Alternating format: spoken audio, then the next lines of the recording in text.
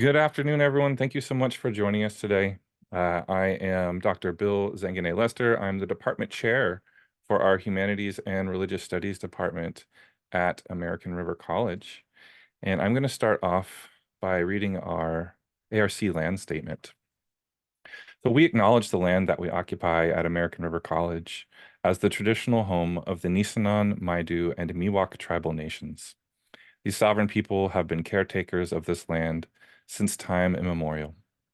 Despite centuries of genocide and occupation, the Nisenan, Maidu, and Miwok continue as vibrant and resilient tribes and bands, both federally recognized and unrecognized.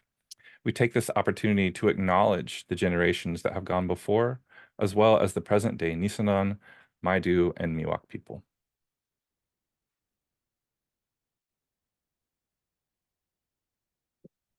My co-host and two distinguished guests join us today. Both will introduce themselves, starting with Victoria. Hi, everybody. I'm Victoria Gray. If you've met me, you probably met me as V. I teach humanities and religious studies. I'm an adjunct professor, so I rock all around. But right now I'm at Folsom and American River College. I'm really excited about this conversation, so I'm glad you guys are here. And Lisa, please. Sure. Hi, everybody. Good afternoon. I'm Lisa Armony, and I'm the executive director of Hillel International's Campus Climate Initiative, which we'll talk about in a few minutes. I live in Irvine, California, so we're fellow Californians, and I'm really grateful for you for being here today to be part of our conversation. Hi, everyone. I'm Lee Grayson. I am the Director of Content Development for the Campus Climate Initiative. Before I joined the Campus Climate Initiative and Hillel International, I was a faculty member in the California State University system. And prior to that, I actually worked in a community college for 5 years in New York City. And I want to say community college students are really the best students and bring such wonderful both experiential and various knowledge bases to the classroom. And I so appreciate the work that they do and the work that you do. And I hope that we can start off with that and acknowledging all those positives that you're doing here. Thank you so much for that. Thank you so much for joining us. I know this is an incredibly busy time on colleges' campuses right now, so we're so grateful to host you all today. I want to say a few things about what brings us here today. American River College is one of 116 California community colleges, which is itself the largest system of higher education in the country. In 2019, 69% of the 2.1 million students enrolled in California community colleges were students of diverse ethnic and racial backgrounds. So the data is clear. We're the most diverse institutions of higher education in California, but we do see similar trends nationally. Depending on the year, community colleges educate over half of all undergraduates. And in 2020, over half of those students, about 55%, were students of diverse ethnic and racial backgrounds. Now, in the Los Rios Community College District, we likely know that community colleges are overwhelmingly the most diverse institutions in higher education. But what is less known, which Diana Eck's Pluralism Project at Harvard demonstrates, is that there's correlations between cultural and ethnic diversity and religious diversity, meaning that community colleges are probably also the most religiously diverse institutions anywhere in higher education. For example, here at American River College in Sacramento, we've got the largest Afghani refugee population in the entire country, many of whom are Shia Muslims. We've got the largest Sikh population in nearby Yuba City, many of whom attend ARC. We've got the second largest Hmong population, many who practice shamanism. We've got the third largest Jain community, and the fourth largest Russian and Ukrainian populations, many of whom came to Sacramento fleeing religious persecution, and this includes Orthodox, Protestant, Muslim, and Jewish communities. But even though we're completely surrounded by religious diversity in Sacramento and California, we don't necessarily talk about it on our public college campuses. And although we have embraced some very robust diversity, equity, inclusion, and accessibility, DEIA initiatives, navigating religious diversity has been largely omitted from these efforts.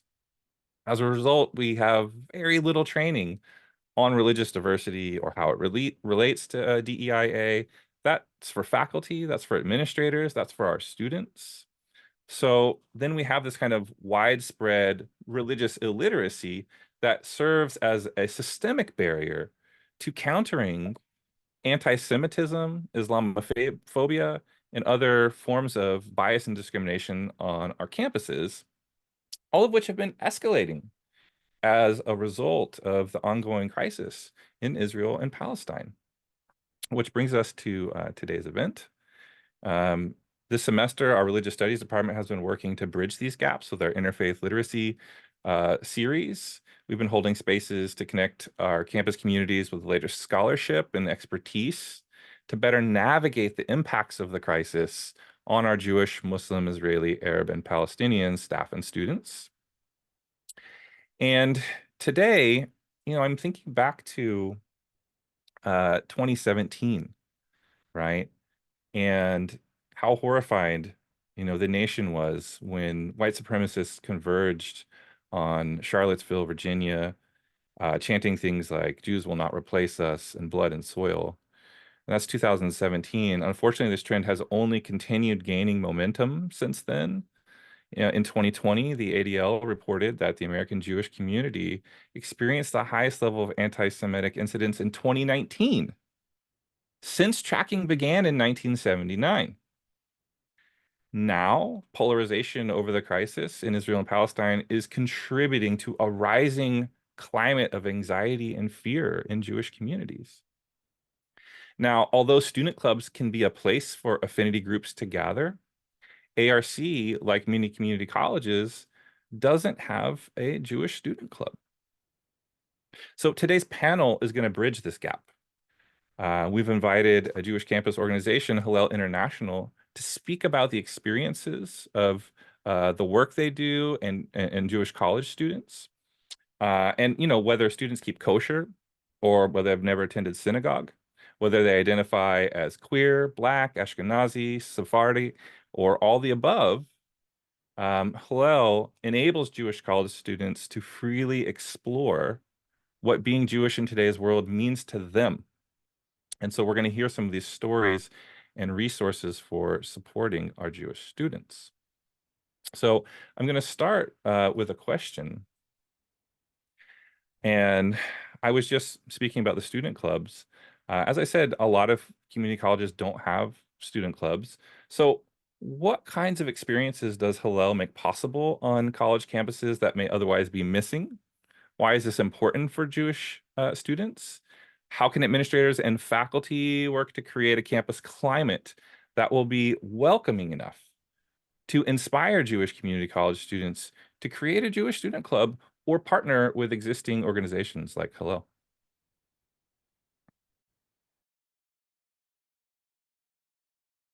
Great. Well, so you've asked a lot of questions, a lot of really important questions, Bill. So I'm gonna unpack them a little bit. And I'm going to start really with just, what is Hillel International, which is, of course, the organization that Mara and I work for. And what is the difference between Hillel International and local Hillels? So Hillel International is the umbrella organization for about 800 Hillel student organizations, student clubs that exist on campuses throughout the United States and Canada, and even in parts of Europe and Israel and elsewhere in the world. They're embedded in the campus communities of the campuses where they're situated. And so Hillel International, as the umbrella organization, exists really to serve the local Hillels through a variety of supports, and those local Hillels are there to support the students. Now, what does that mean? When a campus has a Hillel organization on its campus, that is a space for Jewish students to gather for a variety of opportunities to learn about Judaism and their Jewish identity, to live their Jewishness, and to explore opportunities and to explore their identity and opportunities to deepen their connection to Judaism and to the Jewish people. It's really important to the Jewish community and to the Hillel community that this be an important piece of students' exploration when they're in university. University is such a critical time in identity formation for young people. And we want to help our Jewish students understand their own Jewish identity and hopefully come to embrace their Jewish identity in a way that will be meaningful and relevant to them. So when Hillels exist on campus, they offer a wide range of opportunities that can include everything from social gatherings to opportunities to engage in Jewish ritual and traditions and practices like weekly Friday night dinners or Shabbat dinners and celebrations of holidays. They offer educational opportunities where students can explore traditional Jewish texts and contemporary learnings, can hear from speakers, just a whole variety of educational opportunities. There's often opportunities for travel, whether that's travel to Israel or travel to other places that are important in Jewish history, or just, places where there is exciting Jewish life happening so they can understand and explore different ways of being Jewish. And on community college campuses where there, it really varies in terms of whether there is a Hillel. Typically, the Hillels are not embedded in community colleges, but it's not at all unusual for community college students to be welcome and invited to participate in Hillel activities on four-year campuses. And I know I actually ran a Hillel here in Orange County for a number of years. And, we're always very eager to embrace community college students and invite them into our communities and to be full participants in all of the offerings that we had that we could provide to our students. I want to talk just for a moment about the Campus Climate Initiative, if we can go to the next slide. So the Campus Climate Initiative is a little bit different. It's we're embedded in the Hillel International organization, but we're probably the only unit of Hillel International that is not directly engaged with students. We operate in the service of students, but we actually work very closely with campus administrators. And the reason why we do that, and the whole reason for the creation of our Campus Climate Initiative, is because, as Bill pointed out, anti-Semitism has been rising in this country at alarming rates for the past near decade. Really, we started to see the numbers increase, numbers of incidents increase in 2016, 2017. And just as anti-Semitism has risen in our country, it has also risen in the arena of college campuses. And increasingly, since 2016, Jewish students have been facing challenges around anti-Semitism. And for quite a number of years, there were different organizations that were engaged in trying to support students to improve the campus climate. But at Hillel International, we believe that it's really not the responsibility of the students to improve their climate. It's the responsibility of campus administrators to work to ensure that the campus climate is conducive to the academic aspirations of all students, not just Jewish students, but of all students. And we came to understand that many campus administrators really didn't understand the kinds of challenges that Jewish students were facing, didn't always understand how anti-Semitism was manifesting on their campuses.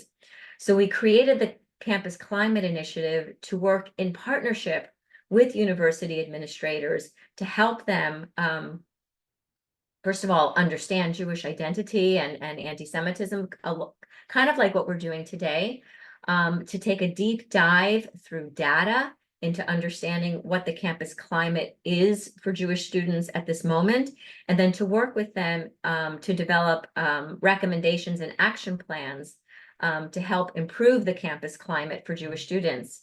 And interestingly, and I think not at all surprising, what we've seen as we've been doing this work for 5 years now with nearly 80 campuses, is that when we work to improve the campus climate for Jewish students, the ripple effect is an improved campus climate for all students. Because when we talk about improving the campus climate for Jewish students, what we're really talking about is best practices of inclusion.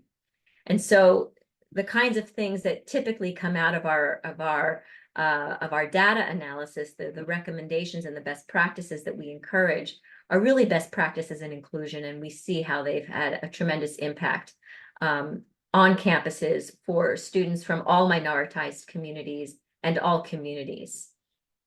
And I think we go to the next slide. I think we just spell out just a little bit how we do that work, right? We do training for audiences of campus administrators, and we actually have a cohort program where our administrators stay on this journey with us for 10 months and engage in a 10-month curriculum. We do the data collection and the action planning. But in addition to that, we are able to engage administrators who are not part of our campus program through customized lectures and workshops and a variety of consultations and support. So, and so we're very pleased because we see this very much as an extension of the work that we do for CCI and engaging administrators in understanding the challenges facing Jewish students today and working collaboratively to help overcome those challenges.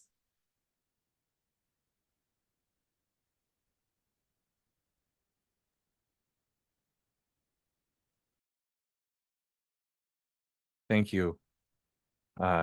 Just some really important insights there. I'm thinking about, the opportunity that student clubs have.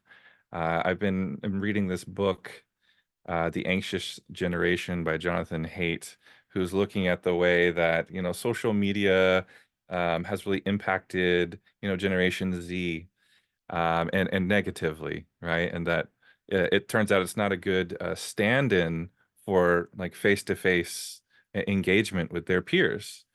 And thinking about the importance of students living their Jewishness and practicing, engaging in practices, and how important and transformative this is for students, particularly in this stage of their development.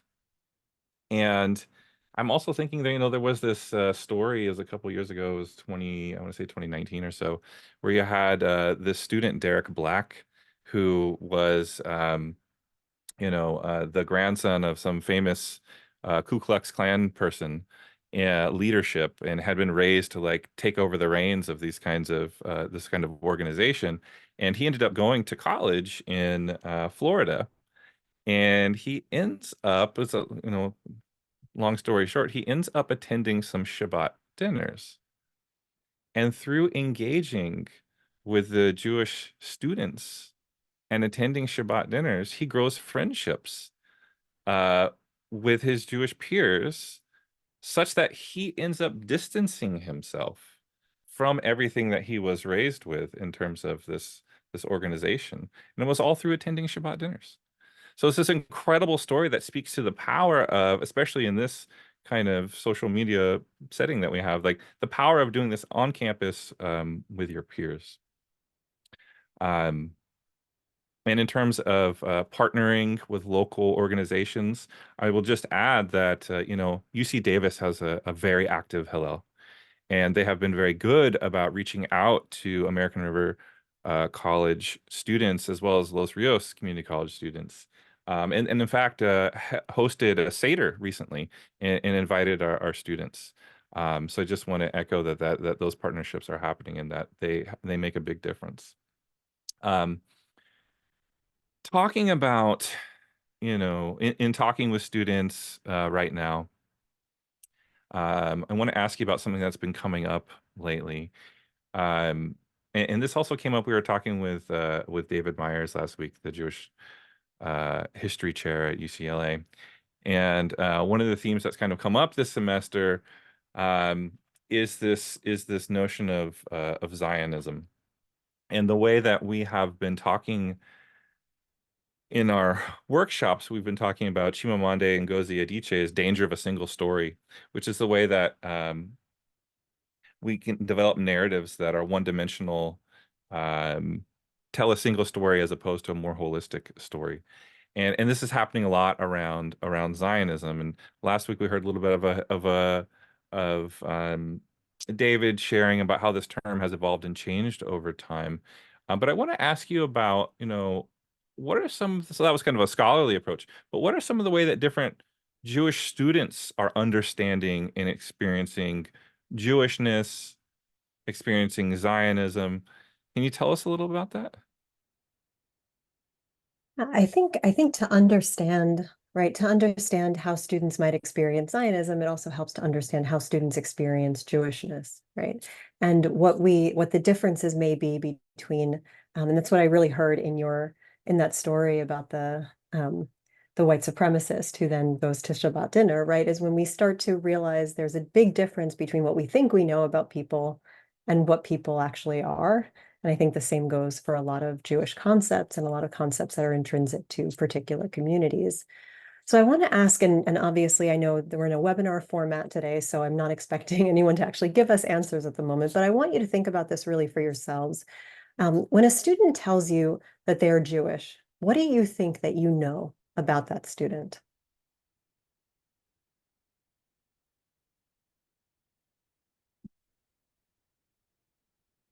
And as we go through just the next couple of minutes talking about Jewish identities, I would invite you to think about how what you think you know matches up with what information we're sharing with you today.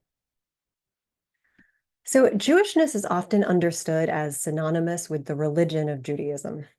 And I want to point out that that view is incomplete because approximately, or at least in part, because approximately 1 in 5 people who identify as Jewish in the US also identify as atheist, agnostic, or non-religious. The view of Jewishness as a religion only is also ahistorical, given that, as psychologists Paulina Flash and Cheryl Fulton point out, Judaism, unlike Christianity, did not begin with a unifying idea or belief, but rather Jews were a people or community with a shared history before they identified as a religious group. And when we view Jewish identity as a religion only, we lose some of this context, which can be confusing, right? And it can be confusing actually even for Jewish students. Consider, for example, I have a quote here from a student that one of my own students actually had done an ancestry DNA test, and it reported she was 96% Ashkenazi Jewish. And she asked me, how can my DNA be any percentage a religion? And so not to necessarily say that all identity can be somehow coded into our DNA, I think that gets us into some other misunderstandings of identity. But it does trouble the notion that Jewishness is religion only. And we'll come back to that term Ashkenazi in a minute. Jewish people, generally speaking, may understand themselves to be part of a religion, an ethnicity, a race, a culture, a nation, people, a tribe. The truth is that Jewishness kind of confuses our popular understandings of identity categories.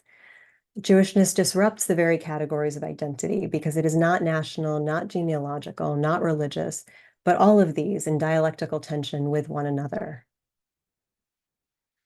Though Jewish people organize themselves in various ways, to understand the diversity of Jewish identity, it can help to think of 3 broad categories of people who self-identify as Jewish. those who consider themselves of Jewish descent and practice Judaism as a religion, those who consider themselves of Jewish descent but do not practice Judaism as a religion, and those who do not consider themselves of Jewish descent but do practice Judaism as a religion. And these are not official Jewish categories in any way, but there are many different ways that Jewish people have of differentiating amongst themselves and between themselves. But this is a helpful way to think about the diversity of the community, or to start to think about the diversity of the community. So as we think more about Jewish identity, it's also helpful to think about the many parts of the world where Jewish people historically have resided. Jewish people whose recent ancestors lived in Eastern and Western Europe and Russia are known as Ashkenazi Jews. Jewish people who were expelled from Spain in the 15th century are known as Sephardic Jews. Jewish people from the Middle East and North Africa are known as Mizrahi Jews. Generally speaking, these are not exactly clear-cut categories, as with many things involving Jewish identity. There are also Jewish populations in other parts of the African continent, including Ethiopia and Uganda, as well as in India, Yemen, and various countries in South America. It's also helpful to think about why Jewish people come from all of these places, and the fact that Jewish people were driven out of a part of the Middle East that we currently refer to as, Israel, Palestine, Judea, or the Levant, depending upon context. Jewish people subsequently settled and resettled in other lands due to expulsion and persecution.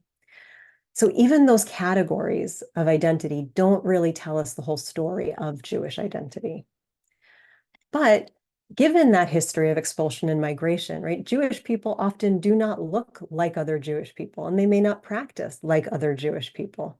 So here is a photo featuring Jewish people from around the world. And as you can see, they differ both phenotypically or in appearance, and they differ in dress. So like Jewish people in general, today's Jewish college students are quite diverse.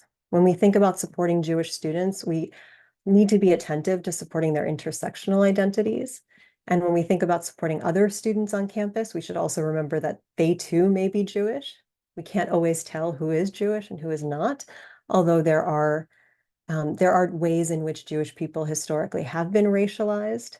But I would say part of that is a conversation that would take a little bit longer than the time that we have allotted today. But it is important to think about the history of that racialization for Jewish people and how that might play out today.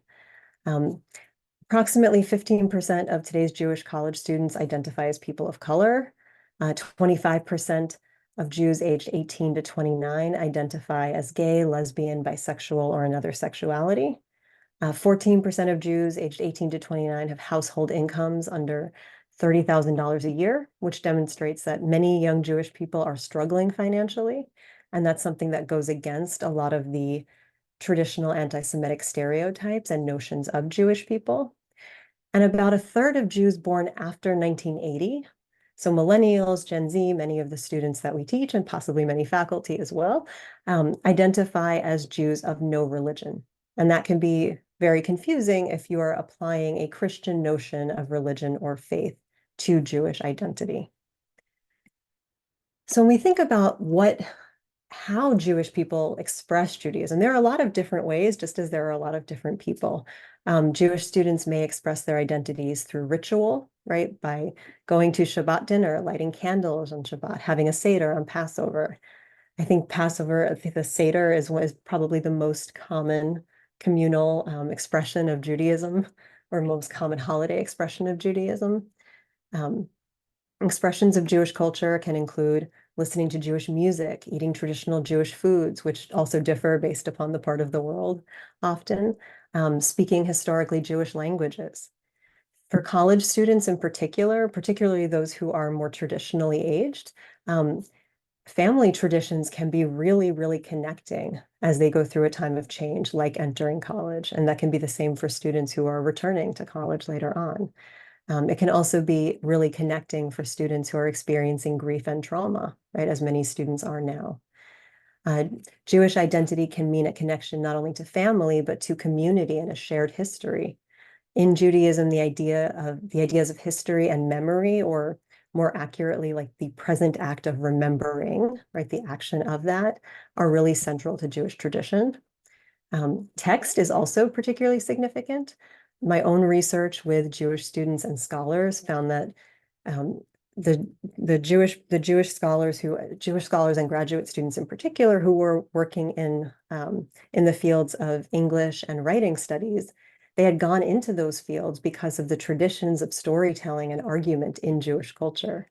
So the things they were doing in their workplace and in their school were really familiar to them because they were the same practices they engaged with in Jewish schooling and at home. For some students, their understanding of Jewishness is connected to social justice, right? Ideas of tzedek or justice and tikkun olam, repairing the world, are deeply interwoven through Jewish texts and teaching. And for many, they can be the primary way that Jewish students live out their identity and values.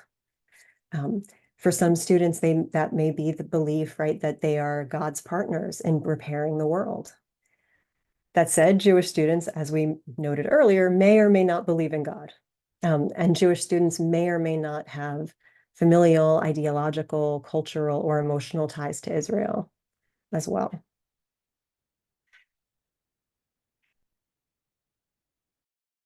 So I'll jump in now because Bill, you also asked about Israel and Zionism. So we can take the conversation in that direction. And I think that the mosaic that Mara Lee just showed is really helpful to understanding Jewish identity because, as she said, Jewish students and Jews in general will appreciate different pieces of that mosaic and not necessarily all of those pieces of that mosaic. And that includes the square that represents Israel. So for some Jewish students, a connection to Israel is very, very strong and powerful, and for others less so, and for some none at all. But in general, I would say that whether one individually identifies with Israel, Israel plays a significant role in the story of the Jewish people. In other words, and I'm going to explain that in a moment, but when you understand Jewish tradition and Jewish narrative about itself as a people, there is a very, very foundational role that Israel plays, whether or not individual Jews hold that piece of identity as important. But if you unpack the story of the Jewish people, Israel is situated as a core pillar because Jews understand Israel as the birthplace of their people. And you see that articulated in the Bible, right? If whether or not you understand the Bible to be a metaphor or a story or actual history, the role of Israel is very clearly articulated in the story of Abraham, who was born not a Jew, who has to travel from his birthplace into this land that God tells him to journey to, and only once he gets to the land can he and his wife and eventually his family be Jewish. So Israel is understood, right, as the birthplace of the Jewish people. If we go a little bit further into the Bible and the story of the Israelites and their liberation from slavery in Egypt, and they embark on a 40-year journey that will lead them back to their homeland, to Israel, where they can become a nation. We know from history, both biblical and archaeological history, and that Israel, the place that we call Israel now, is the site of the ancient Jewish kingdoms, and the very rich history that took place there under the various Jewish kings. Judaism, interestingly enough, is a religion that was designed to be practiced in the land of Israel. So if you look at some of the ancient rituals that the Israelites performed, the holidays were very much tied to the seasons in Israel, and the various harvests. And and it's only after Jews are forced to flee or expelled from Israel by the Romans in the year 70 that Judaism itself has to change from a religion designed to be practiced in a particular land to one that can be practiced outside the land. That's the way that Judaism survives for thousands of years after exile. And then during those thousands of years of exile, there becomes this idea, this sort of longing to return, to the homeland, to the land of Israel. And that longing becomes embedded in Jewish ritual, in Jewish practice, in liturgy, in poetry and the arts. If you've ever been to a Jewish wedding, you know that the groom and sometimes the bride also will break a glass.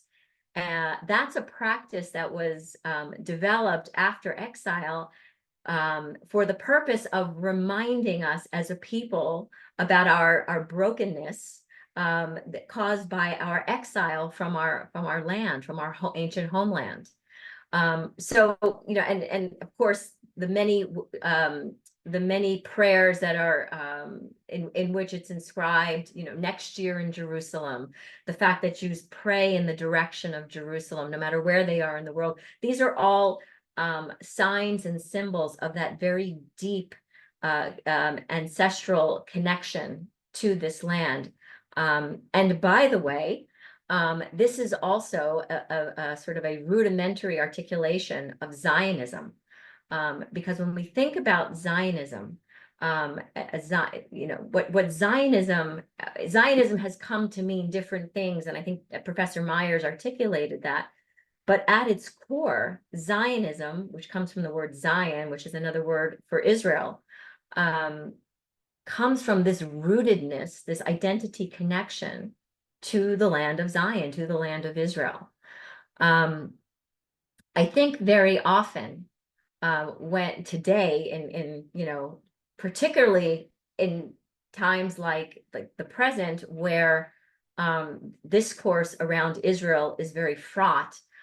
When you hear the word Zionism, you may get an idea in your mind that it is somehow tied to the geopolitical context, right? Maybe even to the Israeli-Palestinian conflict.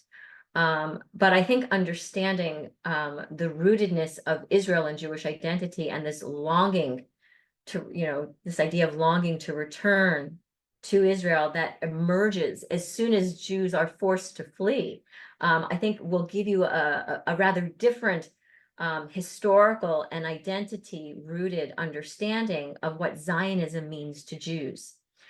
And that's really important because Zionism, if you were here the last time, right? Zionism changes over time. The meaning of Zionism changes, particularly in the 18th century, in the 19th century, with the Enlightenment and the rise of nationalism and this idea that peoples are bound together by a certain set of commonalities and are therefore then entitled to self-determination. This whole idea, right? And we saw it, you see it throughout Europe. As that emerges in Europe, it emerges simultaneously among Jews who are living in Europe, and it emerges both as a sort of a modern understanding of their identity, but also in relationship to very serious existential challenges that Jews are facing in this country, in these countries, because even as Jews may have thought that nationalism would have enabled Jews living in particular countries to become full citizens of those countries, the reality was very different, and Jews remained oppressed and persecuted even under Enlightenment. And so an idea of Zionism comes into formation that allows for this notion that Jews also are a people and are also entitled to national self-determination in their homeland. And in that way, Zionism becomes the ideology upon which the modern state of Israel is founded. But I want to, so I want to sort of present that sort of gradual evolution of ideas of Zionism from the ancient ideas of longing and return to sort of a modern manifestation of nationalism. And I also want to present another idea about Zionism, because today, in this modern context, when we think about Zionism, it's taken on a new definition of this idea that it simply means the right of the Jewish people to a nation state of their own, the right of Israel to exist. And when Jews, and particularly Jewish students, identify as Zionists today, very often that is what they are thinking about and talking about when they identify as Zionists. And it may or may not have anything at all to do with the sort of structures and of a modern state. It may have nothing at all to do with the government or any particular government of Israel, or politics, or an ideology, or political ideologies, or even policies. And I think that that's something that is not well understood when we think about Zionism. It's very much rooted in this idea that Israel has a right to exist, and how Jews and Jewish students think about particular policies may be as varied as articulations of Jewish identity themselves.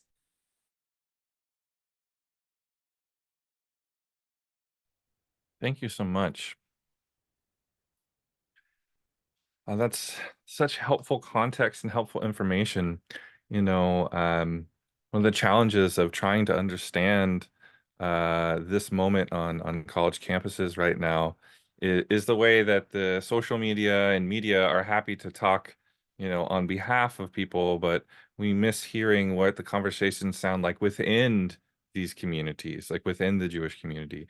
And so thank you so much for sharing that perspective, because we don't get to necessarily hear that when the media is doing talking for people. On that same theme of hearing what's happening on the ground, what's happening within communities, can you tell us a little bit more about anti-Semitism on college campuses today? What kinds of stories are your offices hearing? What's going on? What are you hearing?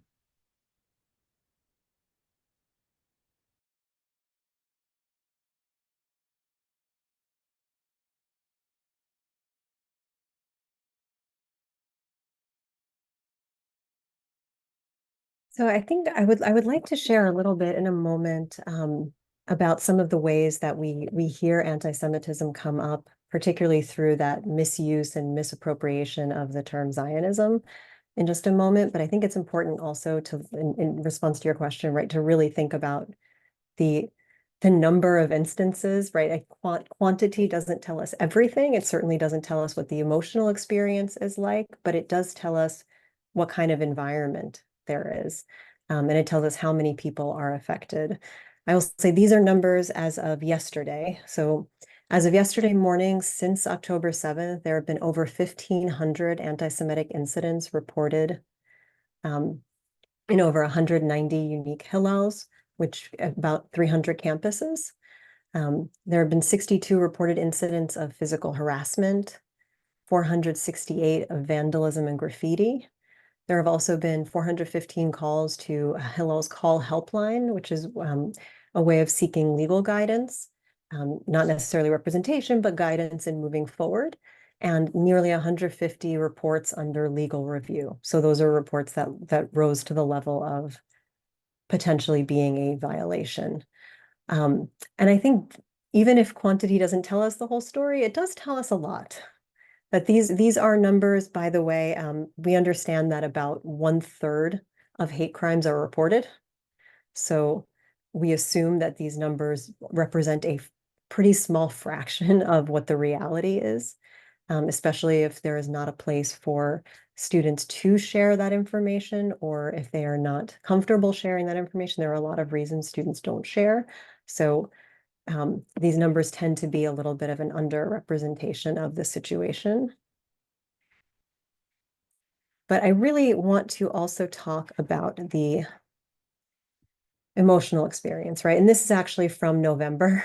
So this is right. This is not very long after October 7th, but the situation has not improved as we have seen. But as of November, a Hillel International survey showed that more than 4 out of 5 students said that the situation in Israel and Gaza was affecting them. 68% were sad. More than half were scared. More than 1 in 3 said that they needed to hide their Jewish identity. And 1 in 3 said there had already been acts of hate or violence on campus against Jewish people. And perhaps obviously, given that, a majority were pretty unsatisfied with how the universities had responded to those incidents and were not really feeling supported on campus. But I do want to share a little bit about how some anti-Semitism may manifest, and what we can recognize, particularly with regards to the conversation about Zionism.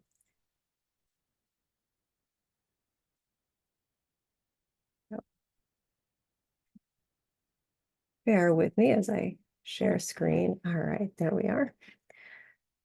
So I want to talk about as someone whose field is rhetoric and composition, right? That was my disciplinary field when I was a faculty member. I was in an English department, but my field is really rhetorics of anti-Semitism and racism in higher education.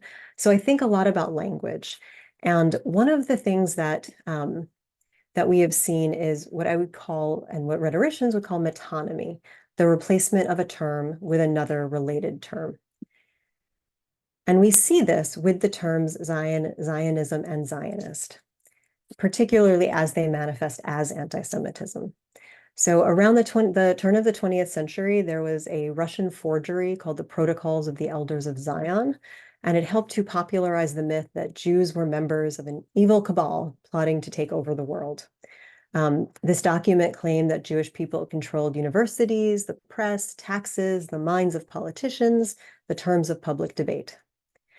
Then in the 1920s in the US, there was The International Jew by Henry Ford, a pretty well-known anti-Semite who was well-liked by the Nazis, I think it's important to note. And he said he made similar arguments. His arguments were that Jews controlled Hollywood, alcohol sales, the Federal Reserve, and that they were to blame for communism, jazz music, baseball. So sort of every side of the contradiction and the sort of totality of society. Then in the 1950s, there was a psychology professor named Herbert Sanborn who published a book called The International Conspiracy. So we went from the International Jew to the International Conspiracy. And he made the claim that Jewish people were plotting to destroy white Christian America through racial integration in public schools. So he didn't use the term Jews, right? He said conspiracy, and he called it a Zionist conspiracy in the text. So calling Jews Zionists was a rhetorical strategy to legitimize anti-Semitic claims by distancing them from the overt propaganda of years earlier.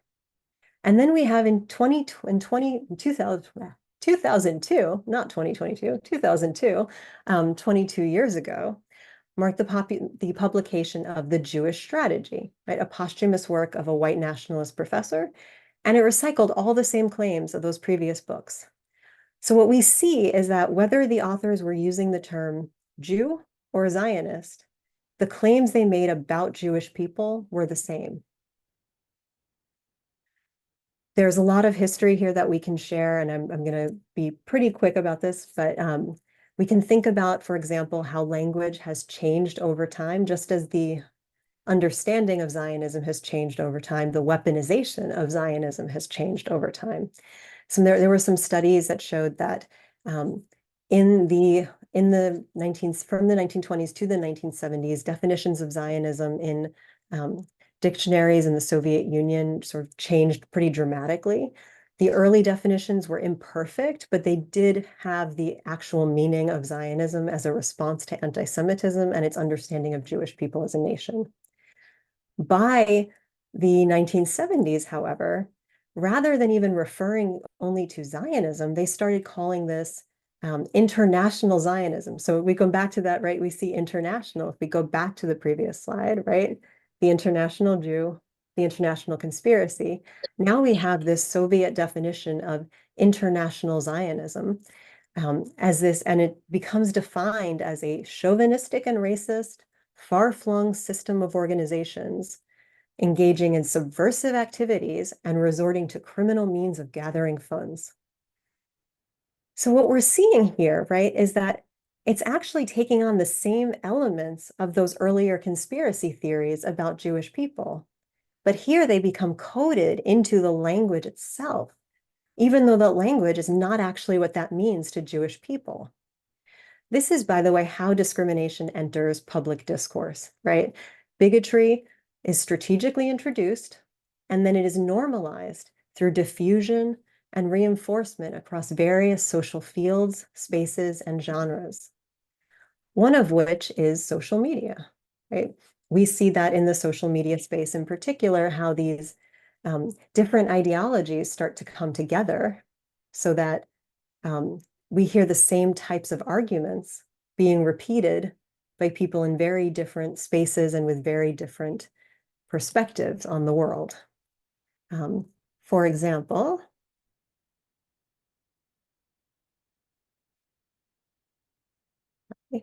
so here, for example, we have, actually, let me show you this slide.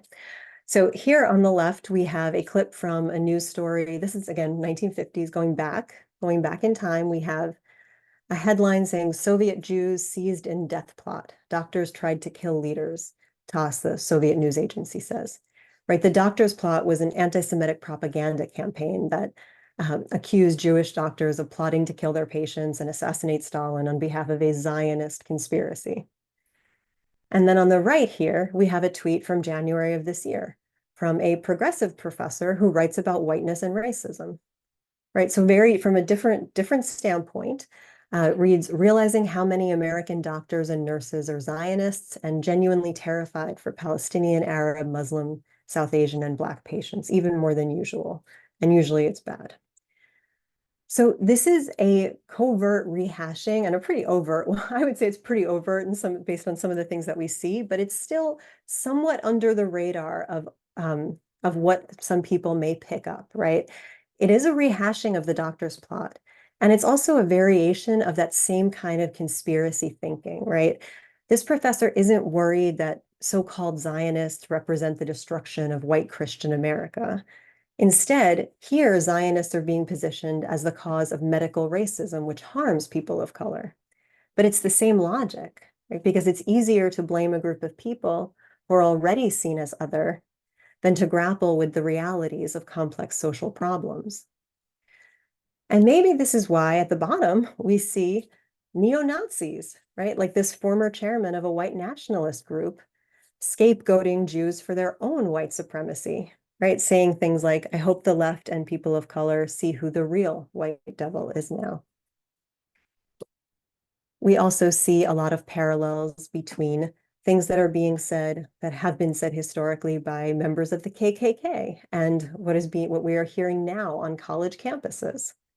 And that is very, very troubling. And a lot of it comes around this word Zionism. So we have to remember that even the term anti-Semitism was actually created to sound less overt than Jew hatred, right? So we moved from this term Jew hatred or Judenhass, right, to anti-Semitism. And now there is this idea that as some scholars have pointed out, right, that anti-Zionism serves the same purpose today, that it avoids the accusation of engaging in something improper by sounding a little better than simply saying anti-Semitism or Jew hatred. And to point, right, here's another tweet, right? And I'm not going to even try to understand the intent behind it, but I think the logic is really interesting regardless of the intent. So this person posted, they try to portray Arabs as Jew haters, but as long as you distinguish between a Jew and a Zionist, you're good. So whether this person is really doesn't understand the difference, or doesn't understand how different they are not, or doesn't understand how they're using it. And what this person does seem to understand is that using the term Zionist rather than Jew is generally accepted as a rhetorical strategy for avoiding the accusation of anti-Semitism. And so to bring this back to what some of our students are experiencing, right? Here's a couple of examples. Here's a poster from a student government, or a student who was running for student government, student happened to be Jewish. And that poster was defaced with the word Zionist written over his name. And then there was a Jewish student whose door was vandalized with the word Zionist not welcome. As one reporter explained, one student had a mezuzah, a small piece of parchment inscribed with Hebrew verses, fixed on his dorm room door. He woke up this weekend to find Zionist not welcome on his door in black marker. So the mezuzah, it's important to note, doesn't mark a student as Zionist, right? It marks a student as Jewish. That's something Jewish people put on their doors, or might put on their doors. So given what we know about the use of metonymy, right, this replacement of one word for the other or for another, should we surmise that this was about Zionism, or was it about Jews?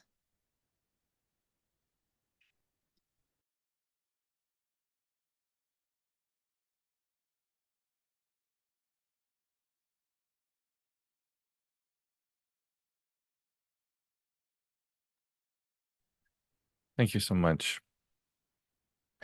So you covered some extremely important context there. Thank you. Um, I have like a little last set of questions, some of which you may have already answered. And if that is true, then skip that part and go to anything that you don't feel like you've had a chance to talk about yet. This will be my last kind of set of questions, and then we'll kind of go to questions from the audience. So I'm thinking of Rabbi Abraham Joshua Heschel, and I'm thinking of how, he's reading Torah and he is saying to himself, that the prophets are there to make us uncomfortable. And if injustice exists, then somehow we are all kind of complicit. And so he kind of distills this to saying few are guilty, but all are responsible. So when I hear that, when I hear him reflecting on that, I want to do my part, as do my colleagues, fellow faculty administrators, in supporting Jewish students and overcoming anti-Semitism. So how do we recognize anti-Semitism? And are there additional examples of how this is impacting Jewish students so that we can do our part to resist these kind of systemic anti-Semitisms that have been around for such a long time, but which are coming up so much right now?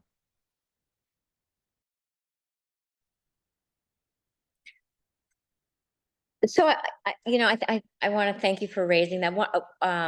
There's a couple of other ways that we can talk about the impact of anti-Semitism on Jewish students. One of the examples that we wanted to share with you, and Mara, if you want to take us to slide 38. The image on your right is it says Rice Pride ends partnership with Houston Hillel, and I'm going to give you a little bit of context for that.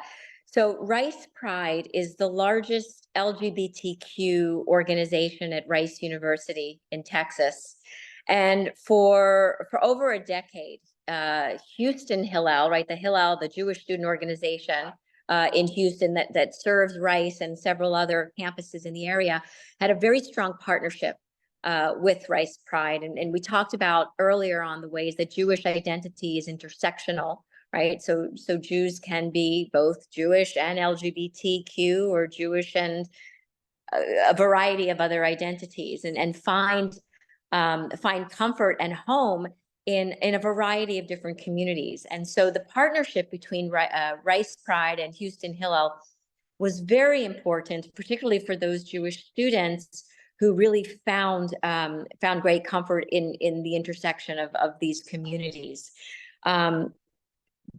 earlier this academic year, it was, I believe, in September, before the latest incidents began around with Gaza, Rice Pride announced that it was severing its ties with Houston Hillel. And the reason they gave for it, right, was because Hillel is a Zionist organization.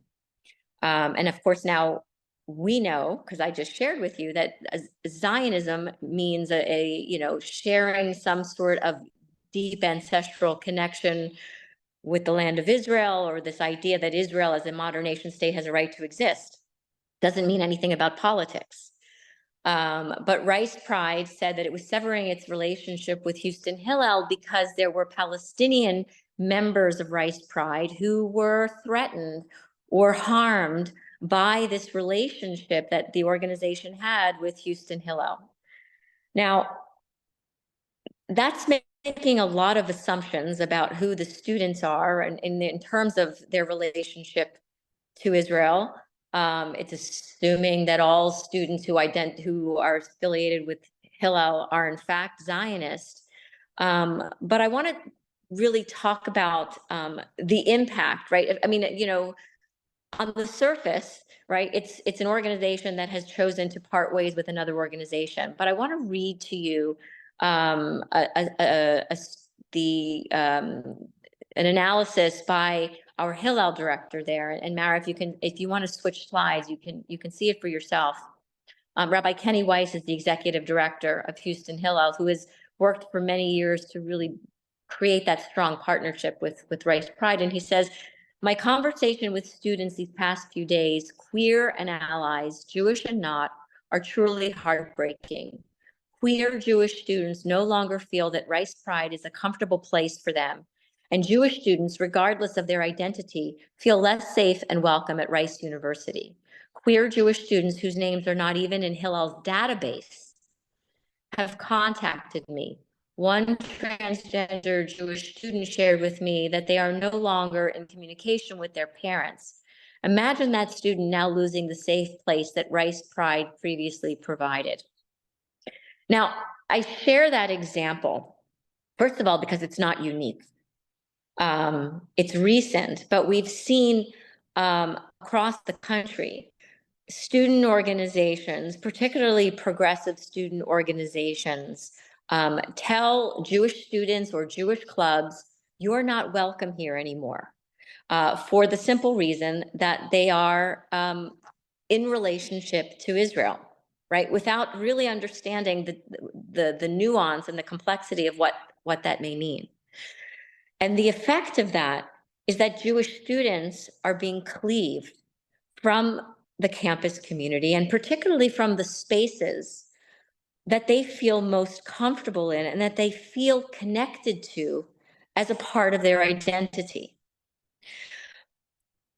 So I share that because I think it's important to be able to recognize that if and when it happens on your campuses. And it's important to recognize that when that happens, that is an expression of anti-Semitism that may or may not be articulated as anti-Semitism and may not even be understood as anti-Semitism. But it is in fact anti-Semitism, and it's important then as a community of administrators and faculty to be able to identify that and to name it for your students. I actually think, and I've come to this conclusion after many years of conversations with students who really don't understand how anti-Semitism works and how it manifests today as expressions of so-called anti-Zionism, that when you call this out and you help them understand the kinds of things that Mara was talking about, how, right, the word Jew and Zionist have become interchangeable, and how what one believes is an expression of anti-Semitism actually is and lands as anti-Semitism. Some people are quite taken aback by it because they don't really actually understand the implications of what they're doing. But it has a tremendous deleterious impact on the student experience, one that can last for a very long time. So I think, understanding how anti-Semitism works and how it manifests on your campus, and being able to understand when you see it and calling it out is a really critical step that administrators can take it to be an allyship with Jewish students and Jewish student communities. What Mara has put on the screen right now are just some expressions from Jewish students just in the recent couple of weeks, in reaction to these encampments that you may have seen or heard about, that are popping up. There are about 109 of them that have existed or continue to exist on college campuses that are the narrative, right, is that they are expressions of anti-Zionism. But the reality for Jewish students is that they have been arenas for harassment, for hate speech, for anti-Semitic speech. And so you can see, just if you read through some of these expressions, what the impact of these encampments has been on the Jewish student experience, right? That really, I think, that underlies the intersection of anti-Zionist activity and anti-Semitism. It's not always the same, but in many cases, anti-Semitism is rooted in anti-Semitic sentiment and behavior. And we can see just from reading some of these statements what that impact is on Jewish students.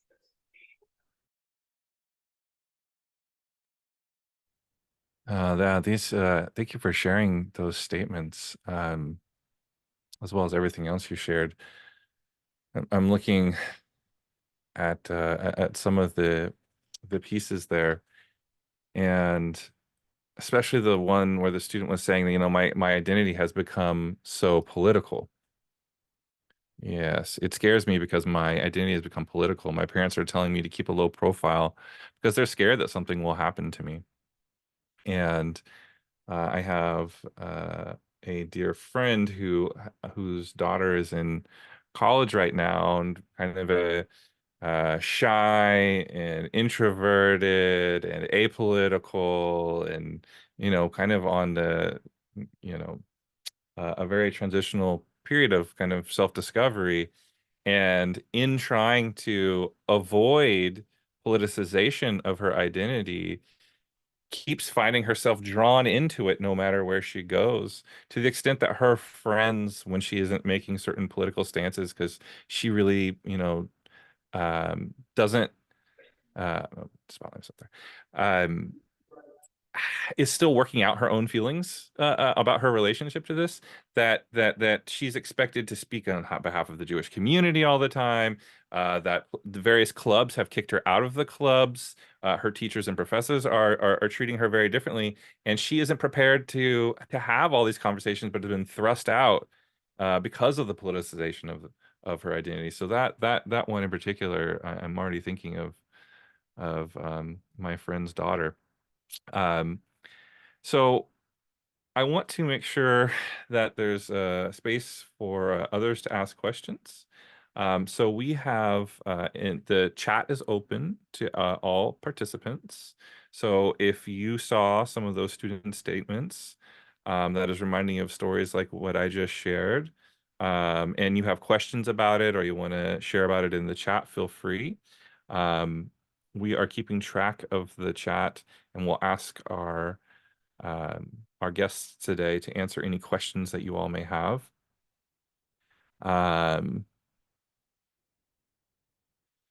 Okay, so we have one participant that's pointing out that this anti-Semitism seems to be cutting across political affiliations. And this is something that I've certainly noticed, that it could be, in the case of my friend who I was just talking about, it's a progressive liberal arts college where this is happening. And so this is not a left-right issue. It's a more global, and as a scholar of religion, for me, I see it as it is when we don't talk about religion, when we have profound religious illiteracy, although understanding Jewishness is only being tied to the religious aspect of it is a very limited understanding. That when we don't have these conversations, then it cuts through left, it cuts through right, all political parties. Have you all been seeing this as well? multiple sides of the political spectrum.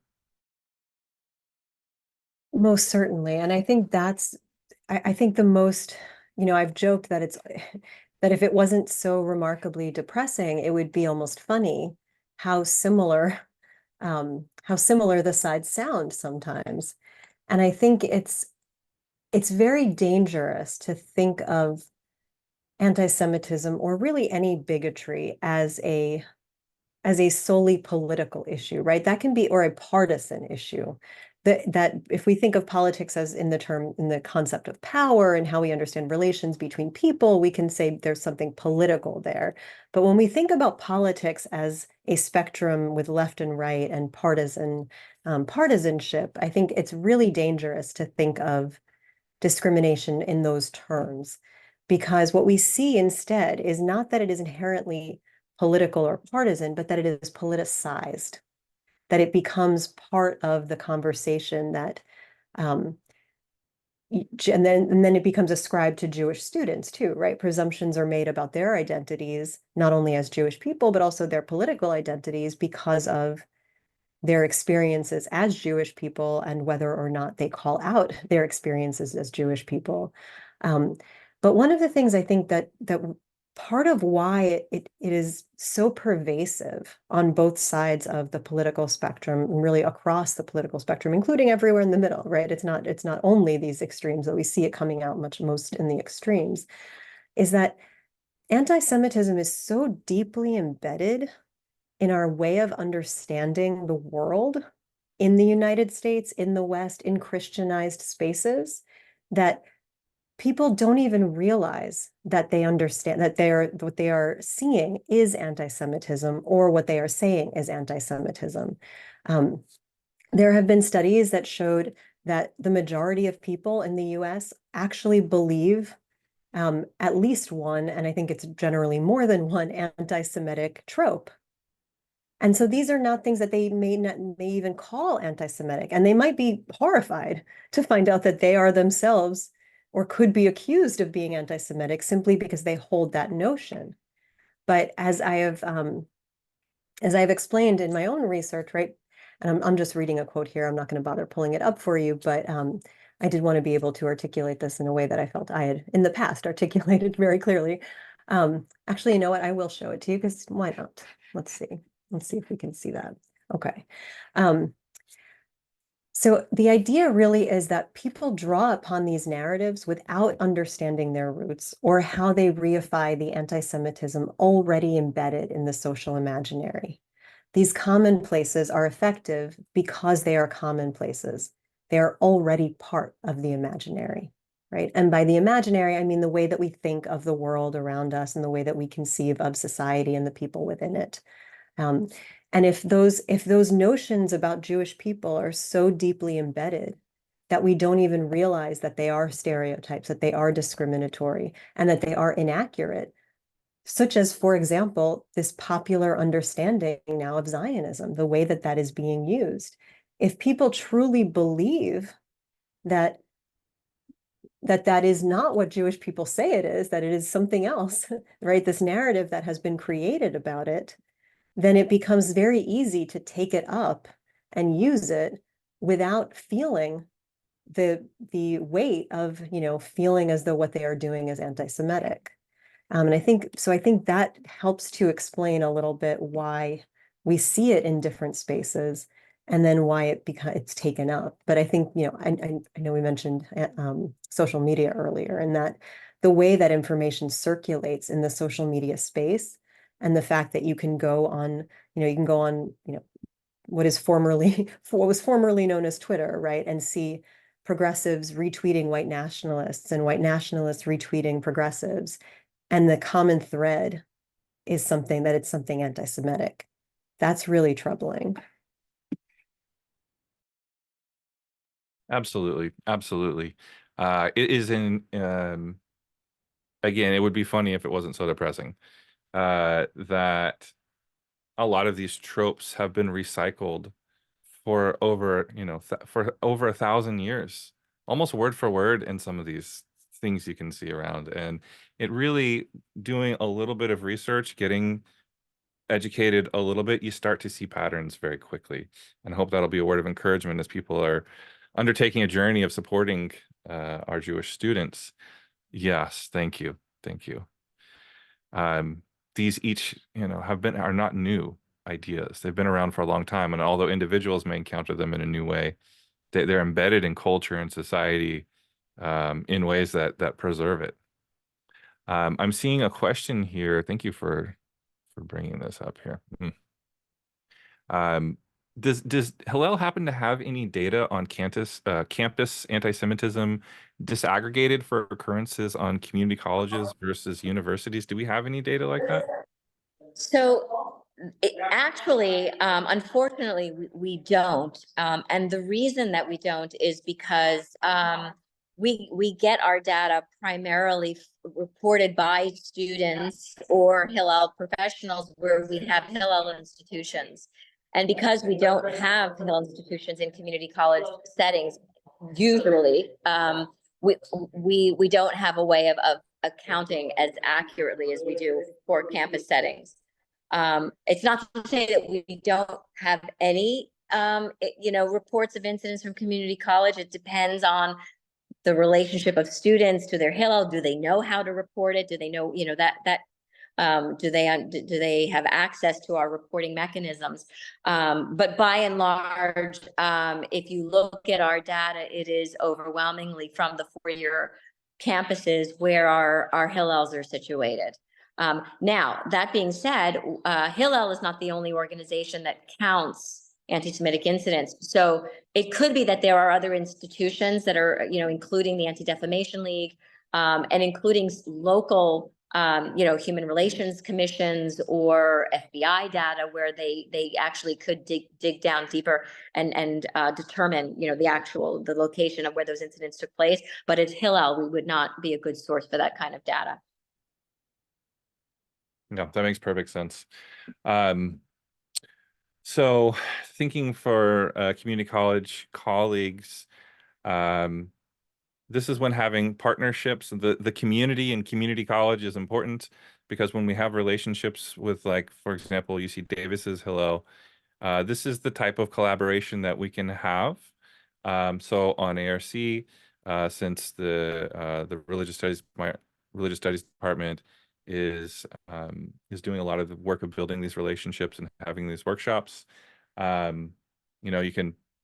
You can contact my department if you're on ARC, and then this can be a conversation that I can have ongoing with UC Davis Hillel. And then if you're on a different community college campus, if you have a department of religion or whichever department, because as we've heard today, this is so intersectional. There's so many different disciplines that are interwoven with this. It just so happens that my department is doing this, but it could be a different department on your campus. Whatever campus you're on in a community college, if you reach out to your local Hillel and you could start collaborating to report these kinds of incidents and kind of start, generating the data from the ground up to kind of strengthen these partnerships. Yeah, Bill, if I could just jump in, what you're saying really underlies the importance of campuses having mechanisms for hate and bias incident reporting. Of course, not just for anti-Semitic incidents, but for all hate and bias incidents. It is so critical that universities and community colleges have not just a mechanism to report and then to investigate hate and bias incidents, but also that students and faculty, it may be a different mechanism for faculty, on some campuses it is, but that students know that such a reporting mechanism exists, how to access it, make it easy to access, because very often students don't know that they can and should be reporting incidents when they happen. And if we don't have the data, obviously we can't identify a problem.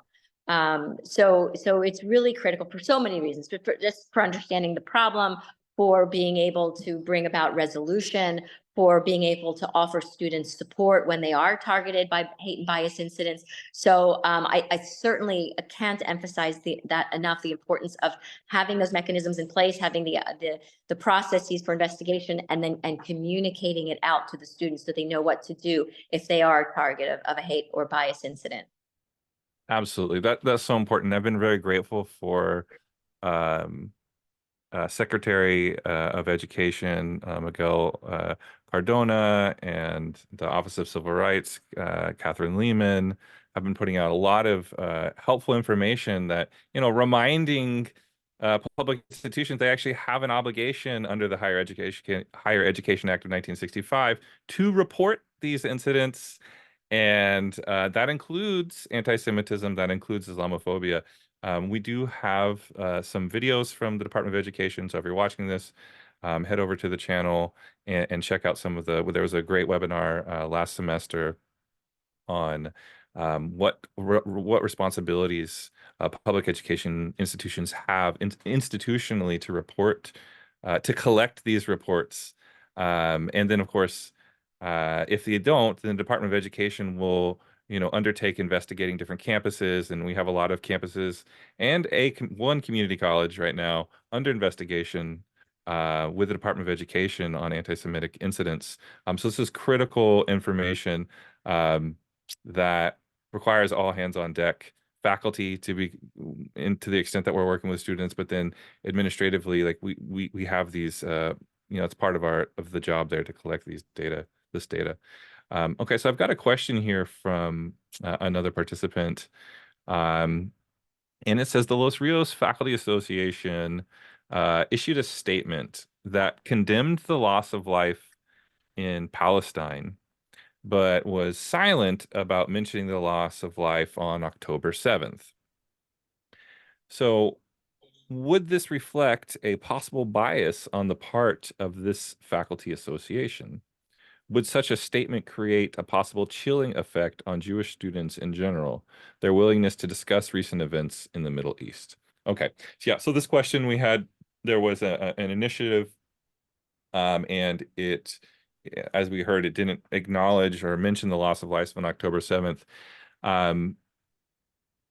Responses to when this is happening, the possible impact on Jewish staff and students, showing solidarity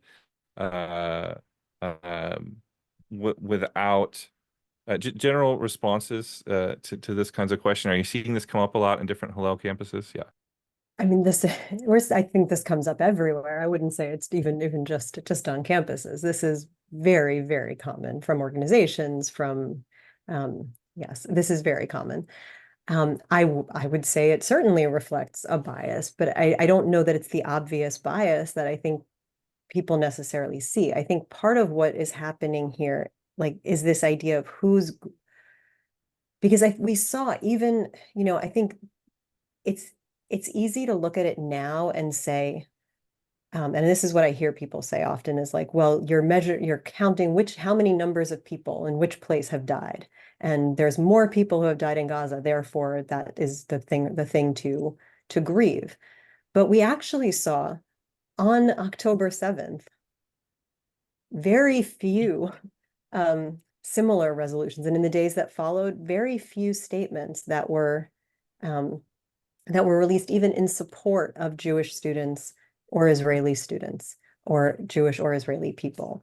And so I think thinking about who is allowed to grieve, whose grief is shared, who is humanized in that way, also shows us who is dehumanized in that way.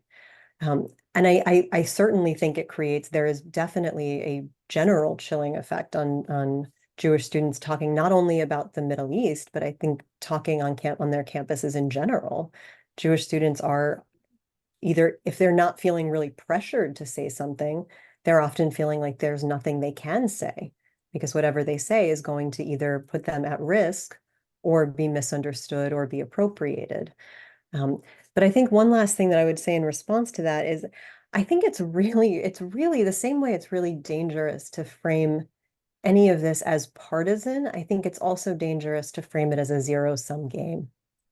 It is very possible to support Palestinian students and Israeli students and Jewish students and Muslim students all at once, right? It is possible to support our students. And I think that is the part that when we turn this into thinking about things as a binary, that we can only choose one side of something, we're really losing sight of what the lived experiences of human beings are.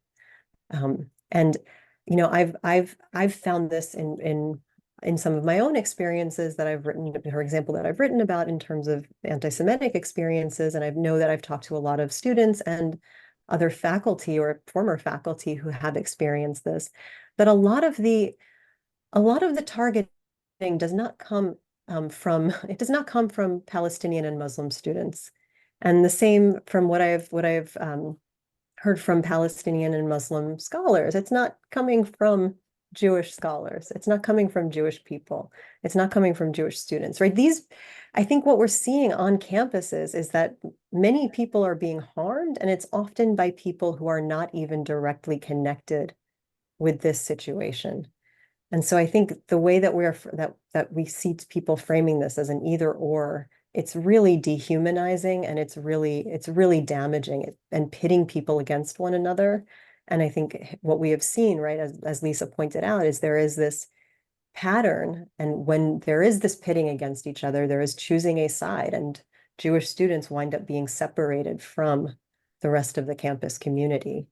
And that has its own many, many dangerous effects. Absolutely. This is particularly salient. It's salient everywhere, but especially on a community college campus, the idea that we can't think about in terms of this issue, in terms of these binaries. It was the community college chancellor's office. It's long been part of the community college mission, and the chancellor's office. Part of our mission statement is that no one would argue against the idea that all students deserve an equal chance at a certificate or a degree, or transferring to a four-year college or university, or learning the workforce skills for a good career that will help support themselves and their families. Like, our job is to serve all of our students. So particularly in a community college where our mission, our educational mission, is connected to the idea that everyone gets a shot. Like, that's part of the deal of community colleges. It's particularly important to resist these binaries of, well, I'm going to support these students, but not these students, or I'm going to support this at the expense. And that, so thank you for highlighting that. Okay, I think I've got a last kind of question here. Unless, Lisa, did you have something on that last topic? No, I think what I was going to say, Mara articulated beautifully. So I think let's make sure we have time for the last question. Okay. So this last question, we've been talking about Hillel, but Rabbi Hillel is an extremely important and inspiring figure, and so maybe ending up on a note of some guidance and some inspiration. Who was Rabbi Hillel, and what guidance can his teachings inspire in us on college campuses right now? Oh, I love that question, Bill, because Hillel was named the organization very, very intentionally. There's a lot of thought put behind the decision to call it Hillel. So for those who may be unfamiliar, Rabbi Hillel was an ancient Jewish scholar, and he of course he was a teacher and had many learned disciples, but he lived in a time where there was also another very learned Jewish scholar and sage by the name of Rabbi Shammai. And the stories go that Rabbi Hillel and Rabbi Shammai would very often debate, Jewish laws, and try to understand and offer their own explanations for the meaning of certain particular Jewish laws and how they are meant to be practiced. And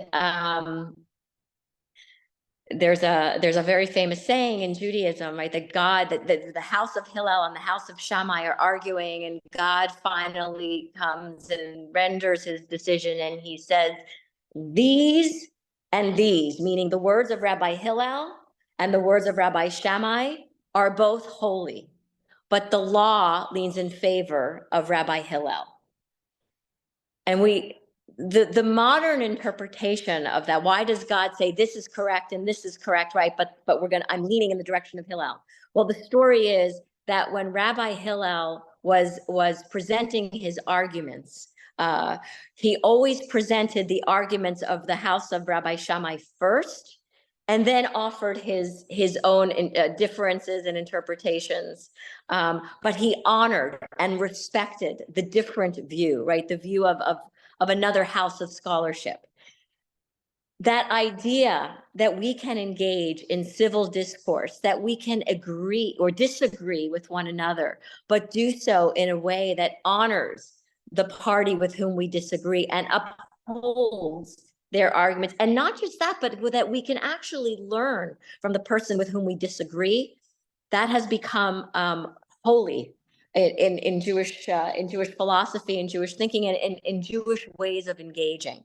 And so Hillel, the organization, when really defining its mission and who it is and how it shows up in the lives of Jewish students, very much wanted to honor that tradition by saying we are a people that disagrees. We are a people whose culture is to debate, right? But no matter how much we may disagree, we're going to do so with civility and with respect. And I think there are tremendous lessons to be learned from that, from our ancient rabbis. Our society has become so polarized.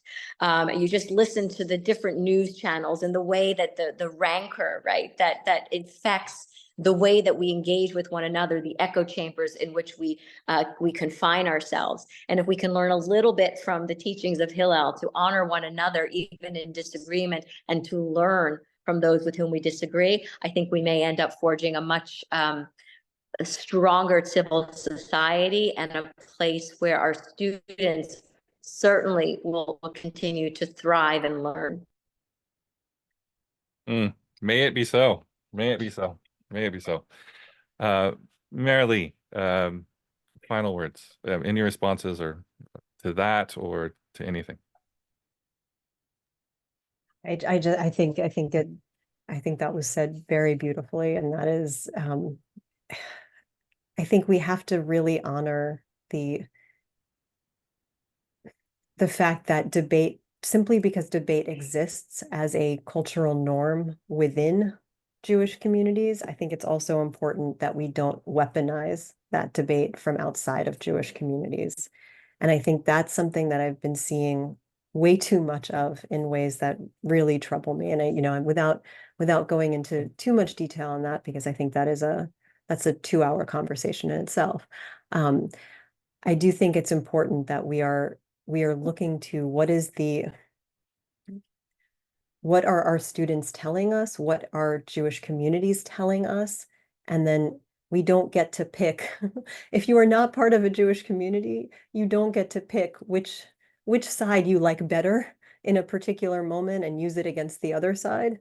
And that is particularly true. And what we're seeing is, when a small number of Jewish voices are then being used to discredit the majority of Jewish people or to harm Jewish people, I think it's a very big difference between that intra-community debate, right, which is very natural to us, and sometimes we can't stop ourselves from doing it because it is so ingrained in our ways of communicating and in our ways of thinking.